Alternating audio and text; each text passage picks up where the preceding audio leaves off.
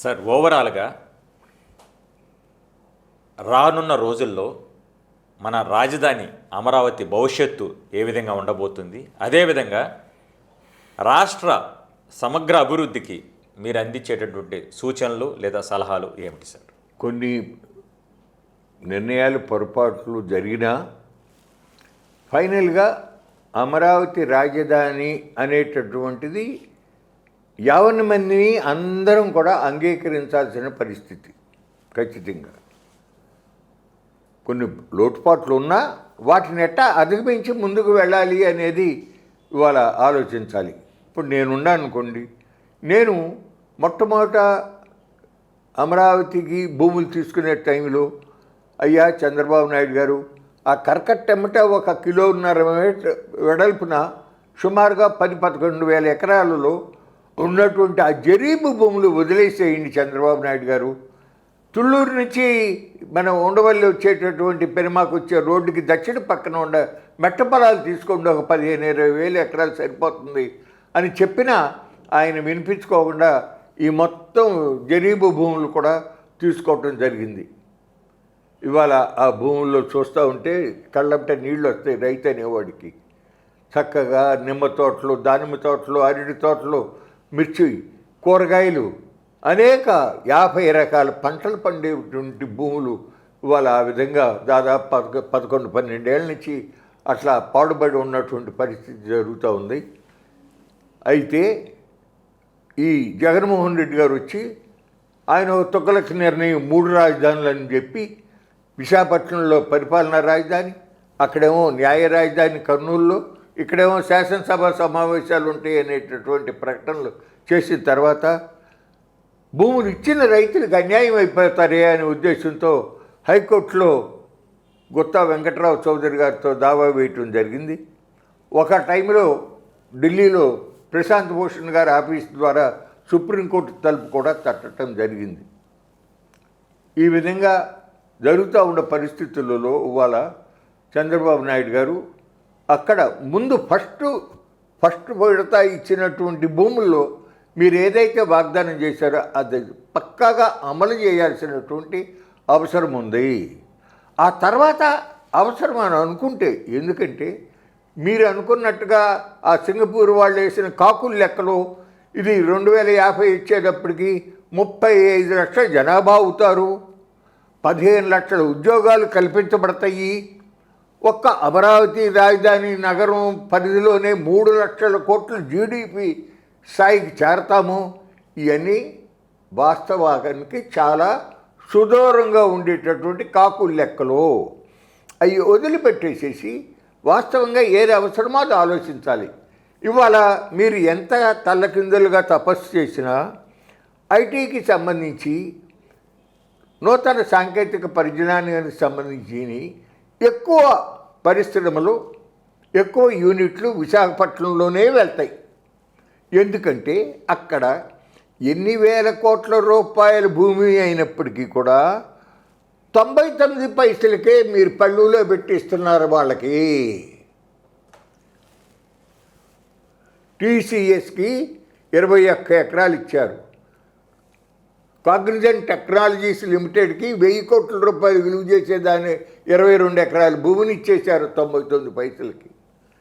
300 కోట్ల రూపాయలు విలువ చేసేటటువంటి 10 ఎకరాలన్నర స్థలాన్ని ఏఎన్ఎస్ఆర్ అనే సంస్థకి అప్పచెప్పేశారు. ఇప్పుడు తాజాగా మళ్ళీ కొత్తగా రహేజా ఇంటర్నేషనల్ అనే సంస్థకి మరి దాదాపు 27 ఎకరాలు 1000 కోట్ల పైన చేసే స్థలాన్ని ఇచ్చేసేయారు.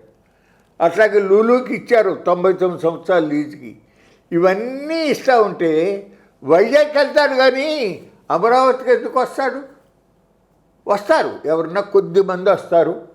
గట్టిగా సీఎం గారు పుట్టుబడితే ఇప్పుడు ఆ క్వాంటమ్ వ్యాలీ లాంటిది ఏదో వాళ్ళు పెడతారు అంతవరకే.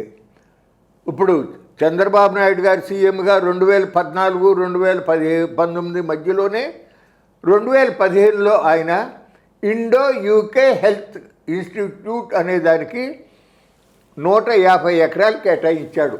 బ్రహ్మాండమైన హాస్పిటల్స్ కట్టేస్తాము, పేదవాళ్ళకి అందరికీ కూడా వైద్యం ఇచ్చేసేస్తామని చెప్పంటే నమ్మి ఇచ్చాడు. వచ్చిందా? వాటికి శంకుస్థాపన కూడా చేశాడు చంద్రబాబు నాయుడు గారు. అట్లాగే దుబాయ్కి చెందిన బిఆర్ షెట్టి అనే ఆయనకి ఆయన మెడిసిటీ పెడతానన్నాడు. ఆయన బ్రహ్మాండమైన హాస్పిటల్ పెడతానన్నాడు. 100 ఎకరాలు ఇచ్చాడు అమరావతిలో. పెట్టాడా? లేదు. ఎవరు పెట్టారు? బిట్టు, ఎస్ఆర్ఎం ఇటువంటి విద్యా సంస్థలు పెట్టారు.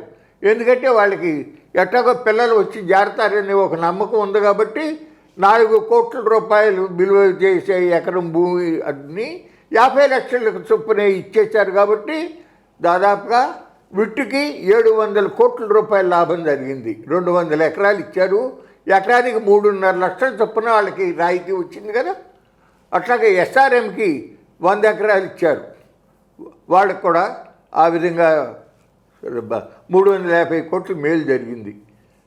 అట్టా కొద్ది సమస్యలు తప్ప ఎక్కువ రావు. వచ్చినా రాకపోయినా అక్కడ ప్రభుత్వం ఇప్పుడు సరే ఆయన అనుకున్న లైన్లో ఇదివరకే వెలగపూడి దగ్గర రాజధాని కాంప్లెక్స్ సెక్రటేరియట్ బిల్డింగ్ కట్టుంది, అసెంబ్లీ బిల్డింగ్ కట్టుంది, హైకోర్టు బిల్డింగ్ కట్టుంది. అయినా కానీ మళ్ళీ ఐకానిక్ సెక్రటేరియట్ 40 అంతస్తుల బిల్డింగులు, ఐకానిక్ మళ్ళీ అసెంబ్లీ అనే లైన్లో కడుతున్నాడు, చిన్న మీద పడుతున్నాడు. కానీ ఈ సందర్భంగా నేను చెప్పేది ఏంటంటే రాజధాని అనేటటువంటిది ప్రజల యొక్క సమస్యల పరిష్కారం చేసే ఒక వేదికగా ఉండాలి తప్ప నీ 44 అంతస్తుల బిల్డింగ్ ఉండి నువ్వు అందులో 44 అంతస్తులో కూర్చుని అక్కడికే హెలికాప్టర్ వచ్చి దాని మీద నుంచి నువ్వు రాష్ట్రంలో ఇతర చోట్లకి వెళ్తావు. దానివల్ల ప్రజలు కొరిగిపడేది ఏంటి? వాళ్ళ సమస్యలు పరిష్కారం కావాలి. వివిధ ప్రాంతాల్లో రైతులకు సాగునీటి వసతులు పెంపొందించాలి. అట్లాగే రైతులు పండించినటువంటి పంటలకి కనీసం మినిమం సపోర్ట్ ప్రైస్ రావాలి.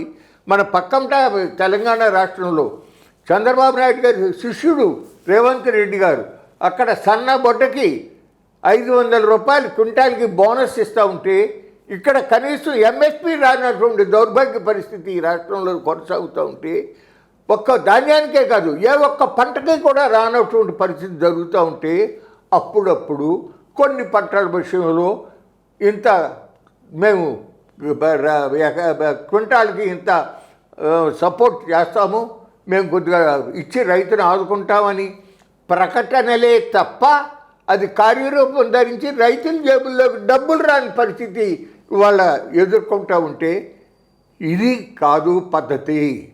తప్పనిసరిగా వైఖరి మార్చుకోవాలి. చరణ్ సింగ్ గారు చెప్పినట్టుగా, ఆచార్య రంగా గారు చెప్పినట్టుగా, మహాత్మా గాంధీ చెప్పినట్టుగా ముందు వ్యవసాయానికి ప్రాధాన్యత ఇవ్వండి. ఫస్ట్ అండ్ ఫార్మోస్ట్ ప్రాధాన్యత వ్యవసాయానికి ఇవ్వండి. నీ ఎన్ని పరిశ్రమలు వచ్చినా వాటన్నిటికీ మించిన పెద్ద పరిశ్రమ వ్యవసాయమే. ఇవాటికి కూడా 140 మందికి పైగా ఉపాధి చూపిస్తూ ఉన్నటువంటిది ఆ వ్యవసాయమే. ఆ వ్యవసాయంలో వాళ్ళు పండించే పంటల మూలనే ఇవాళ నగరంలో ఉన్న ప్రజలకు కూడా వాళ్ళు 5 వేళతో ఆహారం తీసుకునే పరిస్థితి, ఆహార భద్రత సమకూరిందంటే రైతుల పుణ్యమే. అంతేకాదు ఇవాళ ఈ పరిశ్రమలు నడుస్తున్నాయి అంటే టెక్స్టైల్ మిల్స్ కానీ, ఆయిల్ మిల్స్ కానీ, చెరుకు ఫ్యాక్టరీలు కానీ ఇవన్నీ నడుస్తున్నాయి అంటే రైతులు భూమిలో పంట పండించి పంపిస్తే కదా అవన్నీ నడుస్తూ ఉన్నాయి. కాబట్టి వ్యవసాయానికి ఫస్ట్ అండ్ ఫార్మోస్ట్ ప్రయారిటీ ఇవ్వాలి. అట్లాగే ఈరోజు నందమూరి తారక రామారావు గారు ప్రారంభించినటువంటి గాలేరు నగరి, హందిరి నీవా, తెలుగు గంగ ఈ ప్రాజెక్టులన్నిటికీ కూడా తప్పనిసరిగా త్వరగా పూర్తి చేయటం, పోలవరం ప్రాజెక్టుని 45.7 మీటర్ల వరకు నీరు నిలిపేటట్టుగా చేయాల్సినటువంటి అవసరం ఉంది. ఆ నిర్వాసితులందరికీ కూడా పునరావాసం, పునఃస్థాపితం, నష్టపరిహారం అందించాల్సిన అవసరం ఉంది. అట్లాగే మన చింతలపూడి లిఫ్ట్ ఇరిగేషన్ స్కీమ్ ఏదైతే మొదలుపెట్టి కొంతవరకు చేశారో దాన్ని కంటిన్యూ చేయాల్సినటువంటి అవసరం ఉంది.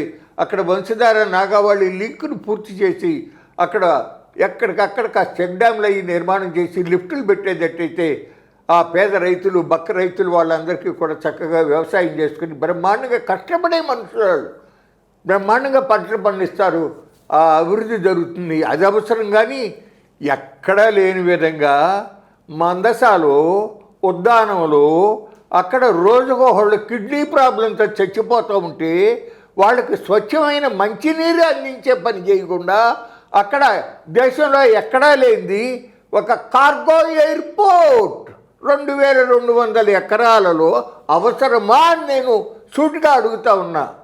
చెప్పండి, కార్గో ఎయిర్పోర్ట్ అవసరమా? అన్ని ఎయిర్పోర్టుల్లోనూ మనుషులతో పాటు కార్గో కూడా వెళ్ళిపోతూనే ఉంది కదా. అవసరం ఏదో ఆ పని చేయాలి. కానీ ఆ పని చేయకుండా అక్కడ కేవలం ఎవరో కొన్ని మీ స్నేహితుల్ని బాగు చేయటం కోసం అక్కడ మళ్ళీ ఒక ఎయిర్పోర్ట్ నిర్మాణం చేయటం కోసం అతగాడు కొంత అందులో 100 కోట్ల లాభం పొందడం కోసం మరి ఎందుకు ఏం చేస్తున్నారో నాకు అర్థం కావట్లా.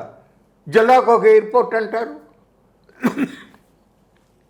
పద్ధతి ఇది కాదు, దయచేసి మార్చుకోండి అని చెప్పి నేను సవినయంగా విజ్ఞప్తి చేస్తూ ఉన్నా.